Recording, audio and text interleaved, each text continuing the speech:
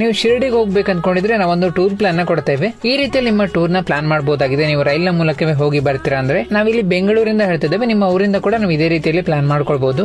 ಮೊದಲಿಗೆ ನೀವು ಈ ವಿಡಿಯೋನ ಸೇವ್ ಮಾಡ್ಕೊಂಡು ನಮ್ಮ ಪೇಜ್ ನ ಫಾಲೋ ಮಾಡ್ಕೊಳ್ಳಿ. ನಾವು ಬೆಂಗಳೂರಿನ ಕೃಷ್ಣರಾಜಪುರಂ ರೈಲ್ವೆ ಸ್ಟೇಷನ್ ಇಂದ ಮಧ್ಯಾಹ್ನ 3:35ಕ್ಕೆ ನಾವು ಹೊರಡ್ತಾ ಇದ್ದೇವೆ.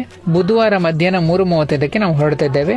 ನಾವು ಶಿರ್ಡಿನ ಹೋಗಿ ತಲುಪುವಾಗ ಸಾಯಿನಗರ್ ಶಿರ್ಡಿ ರೈಲ್ವೆ ಸ್ಟೇಷನ್ ಹೋಗಿ ತಲುಪುವಾಗ ಗುರುವಾರ ಬೆಳಿಗ್ಗೆ 11:10 ಆಗಿರ್ತದೆ. ಬುಧವಾರ ಹೊರಟು ನಾವು ಗುರುವಾರ ಬೆಳಿಗ್ಗೆ ಹೋಗಿ ರೀಚ್ ಆಗ್ತೇವೆ.